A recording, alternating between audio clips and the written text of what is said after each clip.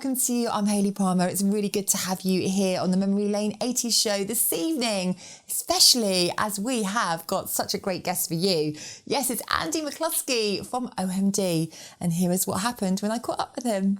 Andy, it's great to have you on the show. How are you? I'm great, Hayley. Nice to talk to you. Yeah, you too. And obviously we're just sort of coming out of lockdown now. What's been going on in your world? I have actually quite enjoyed rediscovering the creative power of boredom.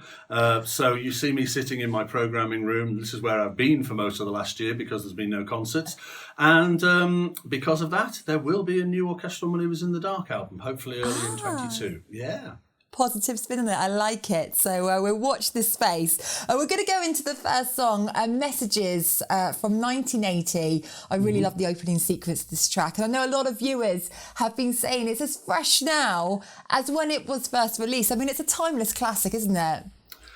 It's not for me to say, but it's very nice that people say lovely things about it. I mean, it was our third single, our first hit. You can see in the video that we still don't know what we're doing. We're quite nervous. And Poor old Paul had to play my bass guitar because there's a lot of bass guitar parts in it. So he was playing my bass. I was walking around wearing a suit. Still hadn't quite cut my afro off completely, but the song's still good despite the way we look. We're going to check that out right now. Here we go.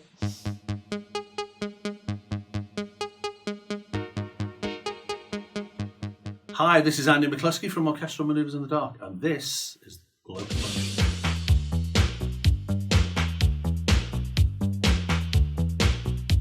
I want to rewind, Andy, how everything started for you, because when did you know you wanted to be a musician, and how did you get that break into the industry? You know, Hayley, the reality is that I didn't want to be a musician. Paul and I were doing a hobby. We'd been writing songs together since we were 16 in the back room at his mum's house when she went to work on a Saturday. And they were, to be honest, they were pretty weird to begin with. We didn't actually have any keyboard, so it was just my bass guitar and some weird things that Paul made by cannibalising his mother's auntie's radios. They never lent us too many because they never got them back working. And the reality is even our best friends thought what we were doing was total rubbish. So when we finally decided to dare ourselves to just do one concert at Eric's Club in Liverpool, that was all it was going to be, one concert, and that's why we came up with the crazy name, because it didn't matter. We just wanted people to know that it was two guys playing synths, playing songs their mates didn't like. So there was no dream. It just totally happened by accident, which I think is probably more fun. It's now a 42-year rolling accident. Whoa, love that. And I mean, you had so much success. I've got here 116 weeks in the top 40 with 7 top 10 hits. I mean, did you ever envisage that? Absolutely not. You know, when we got offered our first contract with a major label for 7 albums, we were like, they're kidding. We're not even going to sell one. So what we did, instead of going into a studio and spending all the money in somebody else's room and just having some tapes, we built our own studio because we thought nobody would buy the record. We were budgeting for failure. This is how sure we were that nobody was going to buy our records. And we converted this floor in a warehouse that had 5 floors above us, and somebody had nicked the lead off the roof and the rain was pouring in. The last song I recorded, you can actually hear the water dripping into the buckets if you solo the lead vocal. The whole thing was kind of like garage synth music. But amazingly, that first album just kept ticking away, and when Messages was a hit, it finally went gold. And to our amazement, the record company did want to make another album. Yeah, just fantastic. Well, we're going to go into the next song, Enola Gay. Now, I know this has a very serious subject matter.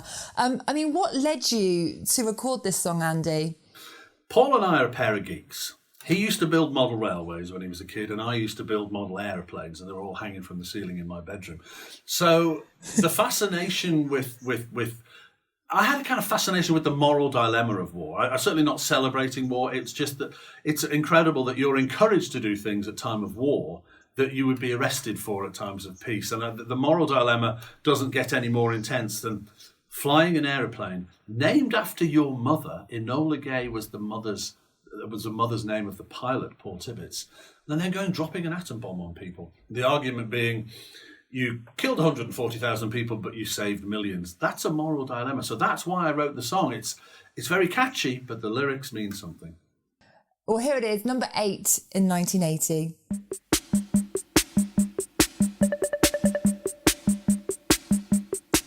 Now, I want to talk about You, Me and OMD, which I know is a new live show from London's Indigo at the O2, which is set to raise money and awareness for your crew, isn't it? Whose, livelihoods have been affected by the pandemic. Certainly has. The problem for crew members is, they're self-employed, they're independent companies or independent just individuals, and they've fallen through the cracks in the furlough payments. They haven't received anything.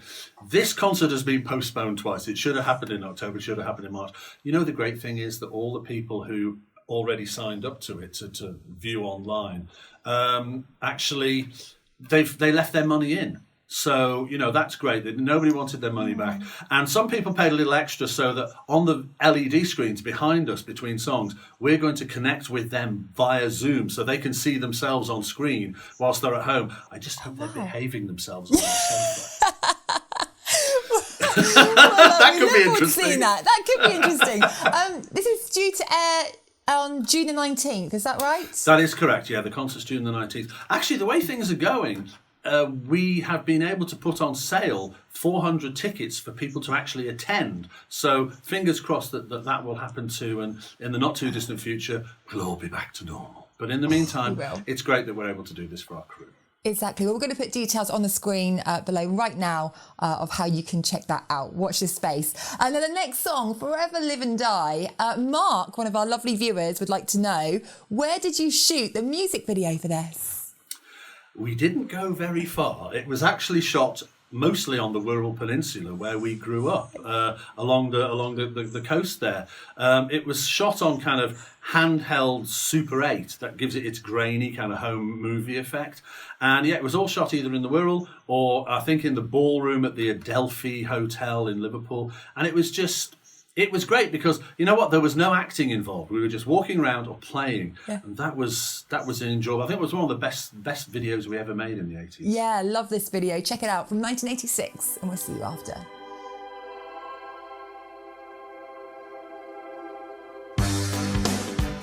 Then we have some questions from some of our lovely viewers.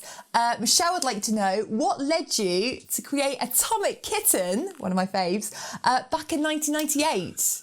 I do get asked that a lot. A lot of people think it was quite extreme, Orchestral Moves in the Dark and Atomic Kitten. Essentially, by the mid-90s, what we didn't realise, we were already in the postmodern era where kind of popular culture was eating its own history. But it was perceived that really a band like Orchestral Moves in the Dark that was considered to be an 80s synth band was essentially past its sell-by date. And with, grunge and Britpop coming along, we just couldn't seem to get on the radio.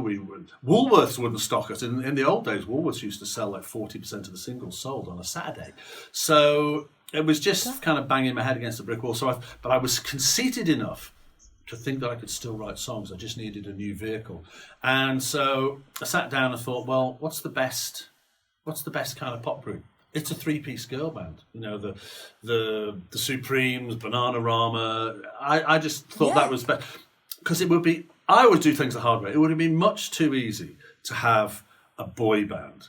A boy band, because boy bands sell records even when they sound criminally awful. Because sadly, teenage girls are not only blind to love, but they're also deafened by it. I've been there.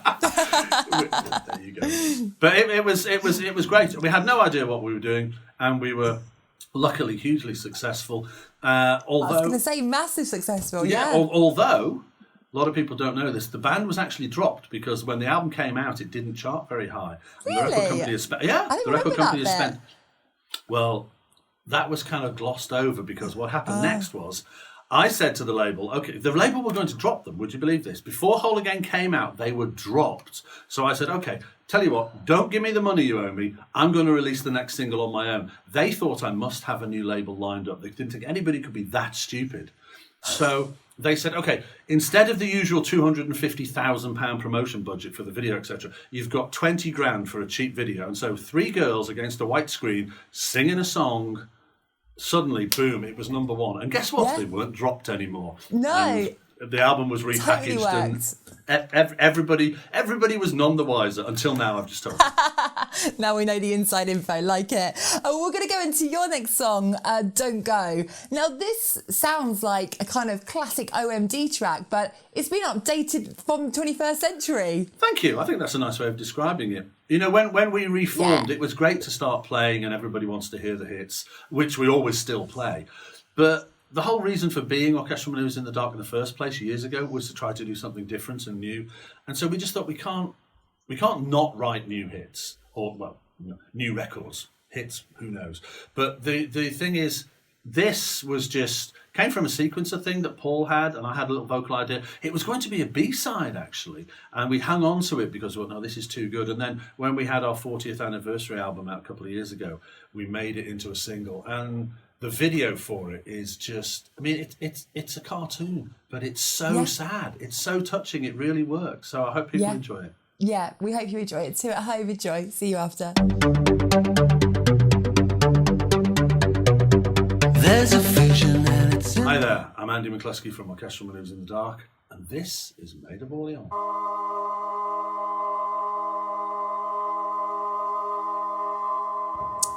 And we've got a quick fire quiz round for you, Andy. Are you ready? Try me. Here we go. Memory of your first OMD gig. Oh, that was the one that was supposed to be the only one at Eric's Club in Liverpool on a Thursday night when it was free for people to get in. We were not the only band to come out of that club. Every single person in the audience was in a band. They went on to be Echo and the Bunnymen, Teardrop Explodes, Frankie Goes to Hollywood, Dead or Alive, Flock of Seagulls. Oh, wow. So actually, you were playing in front of your peers, and it was terrifying. There was about 40 people in the audience, and every time we stopped a song, it was kind of like... Yeah, it was frightening. But the management liked us and got us another gig in Manchester, and that's how it all took off. Yay! Favourite OMD song? Putting you on the spot now. You know what? I'm going to pick Electricity because we wrote that song when we were 16. God. Yeah, I know, it's crazy. And it was the first time I held in my hand a record that we'd made, a song that we'd written when we were 16. 3 years later had become a single on Factory Records. So I would have to say Electricity will always have a soft spot in my heart. Yeah, love that. Song that you'd love to perform live? I love performing live and I love all the variety of different songs that we can play. But, you know, there is nothing better than knowing you're about to start Enola Gay, because when that drum machine starts, everybody knows what it is and they'll go crazy. So knowing you're about to start Enola Gay is like playing poker and you know you're just about to drop a hand of 3 aces and 2 kings. You know you're going to win. Love that. And a track that you'd like to re-record in a different style. Ooh. Do you know, actually, we've worked recently with the Royal Liverpool Philharmonic Orchestra a few times, and they've taken our arrangements. We told them to just forget us. We're not going to play. We'll just kind of sit on top and play a few keyboards. We're not going to use the whole band. And they deconstructed our songs completely for a 70-piece orchestra. And those recordings are incredible, to hear our songs taken apart, not electric anymore, and just a full orchestra. So we have already done it, and that was something I loved doing. Hey, brilliant stuff. Well, we're going to go into the next song, Sailing on the Seven Seas. This did really well, didn't it? It hit number 3 in 1991. Yeah, Sailing on the Seven Seas actually was another terrifying song because the original band had split up. For the first time in my life, I was no longer writing with Paul Humphreys, who I'd written with since I was 16 to the age of 30. It was really nerve-wracking. But I found a couple of younger guys in Liverpool, Stuart, who now plays drums in the band and who wrote the Atomic Kitten albums with me. He started writing with me, and Sailing on the Seven Seas, I had the drums, and he just walked in one day and went, "Oh, that sounds good." And I said, "Well, I've got a vocal." I said, "Well, how about diddle-diddle-diddle?" And he wrote the keyboard lines. So the singer wrote the drums and the drummer wrote the keyboard lines. But anyway, it worked, and it got to number 3, and it was such a huge relief. It really was. Brilliant. Well, let's check it out and see you after.